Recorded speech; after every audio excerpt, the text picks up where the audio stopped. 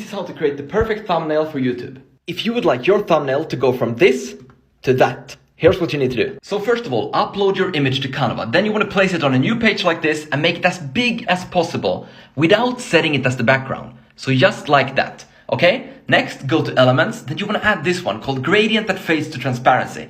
So select that one, add it on top of your image, and set the color to fade from white to transparency.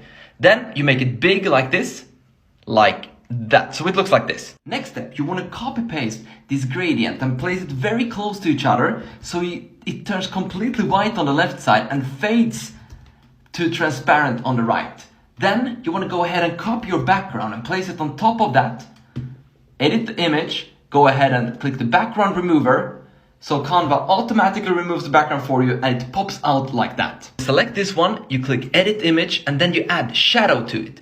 So you click shadow, then you select glow, you edit the glow, you set the blur to 0, transparency to 100, the color to white, and then the size to about 10. And now it looks like that. Next up, you select these two, then you make them bigger so it adjusts better to the frame, something like this.